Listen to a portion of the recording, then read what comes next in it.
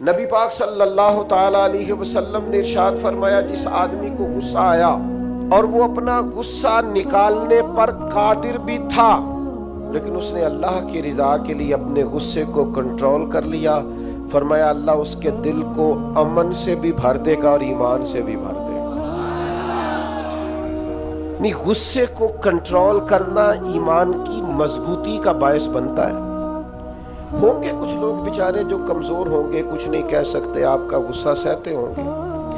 یا کچھ ایسے لوگ ہوں گے جو آپ سے محبت بے پناہ کرتے ہوں گے، اس لیے آپ کا غصہ برداشت کرتے ہوں گے۔ لیکن حضور نے جو ہمیں اخلاقی رویے سکھائے ہیں ان میں تو محبوب نے فرمایا وہ پہلوان ہے جو اپنے آپ پر کنٹرول کرے،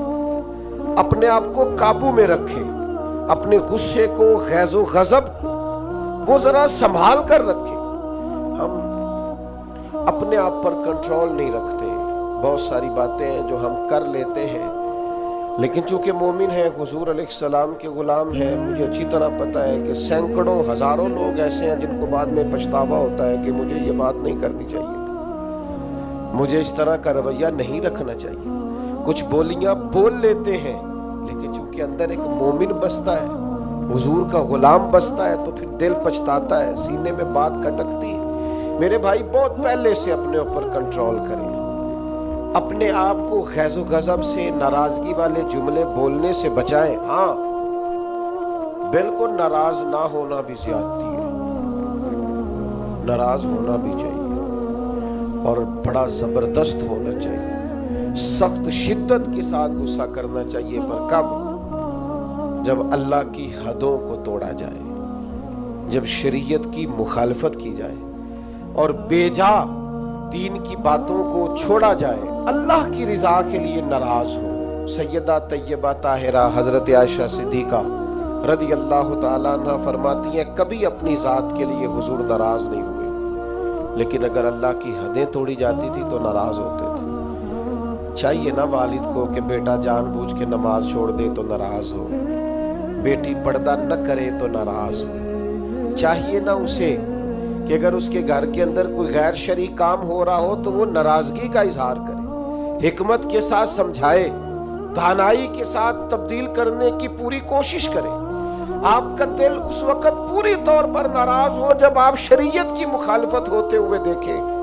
10,000 گم ہونے پر تو جس کا دل پریشان ہوتا ہے،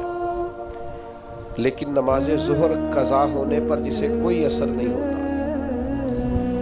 جو چند منٹ، آدھا گھنٹہ، پونا گھنٹہ نوکری سے لیٹ ہو تو احساس پیدا ہوتا ہے، لیکن کئی دن بیت گئے، فجر نہیں پڑی، کتنے دن گزر گئے، سویرے اللہ کی بارگاہ میں نہیں اٹھا، توجہ نہیں ہوتی۔ 2 حدیثیں اکٹھی عرض کرنے لگا ہوں، آپ نے ان دونوں روایات پر غور کرنا ہے۔ ایک قاضی اجاز رحمۃ اللہ علیہ نے شفا شریف میں لکھی اور ایک امام احمد بن حنبل نے اپنی مسند میں نقل فرمائی۔ صحابہ فرماتے غزوہ احد کے موقع پر ہم نے نبی پاک علیہ السلام کے رخ زیبا پر خون بہتا ہوا دیکھا، کفار نے سنگ باری کی، تکلیف دی حضور کو، مقدس رخساروں پر خون بہا۔ ہم نے عرض کی یا رسول اللہ دعا کرے نا یہ برباد ہو جائے۔ نبی پاک علیہ السلام نے فرمایا مجھے لعن طعن کرنے والا نہیں بنا کے بھیجا گیا، مجھے رحمت بنا کے بھیجا گیا۔ اور نبی کریم نے دعا فرمائی یا اللہ انہیں ہدایت عطا فرما۔ اس موقع پر جب حضور کو ذاتی طور پر تکلیف دی گئی ہے، مقدس چہرہ نور پر خون بہ رہا ہے اور صحابہ کے کلیجے پھٹ رہے ہیں، اور احد کے میدان میں حضور کا وہ رنگین چہرہ خون سے بھرا ہوا دیکھ کر طبیعتیں مچل رہی، تڑپ کے عرض کی حضور کریں دعا یہ تباہ ہو جائے۔ فرمایا نا بھائی، کوئی لعن طعن کرنے والا نہیں، مجھے تو رحمت بنا کے بھیجا گیا۔ لیکن میرے عزیزو، غزوہ خندق کے موقع پر جب دشمنوں سے دفاع کرتے وقت نماز عصر مسلمانوں کی قضا ہوئی تو حضور نے ہاتھ اٹھا کے عرض کیا، کہا اے اللہ ان کے پیٹ آگ سے بھر دے جنہوں نے ہماری نماز عصر لیٹ کی، ہماری نماز لیٹ کر دی، صلاۃ وسطیٰ لیٹ کر دی، ہمیں تیرے حضور جھکنا تھا، ہمیں وہ نماز پڑھنی تھی جو بڑی قیمتی ہے، نماز عصر انہوں نے ہماری نماز لیٹ کر دی، ان کے پیٹ آگ سے بھر دے۔ حضور کا سارا چہرہ لہو سے بھرا ہے، پر ذات کے لیے دعا نہیں کی کہ یہ تباہ ہو جائے، پر ایک نماز لیٹ ہو گئی۔ صحابہ کی عصر قضا ہوئی تو کریم نے ہاتھ اٹھا کے کہا یا اللہ بھر ان کے پیٹ آگ سے۔ او سنگیو، آؤ یارو اپنا اخلاق تو دیکھیں، میری بھی فجر قضا ہے، میرے پتر کی بھی قضا ہے،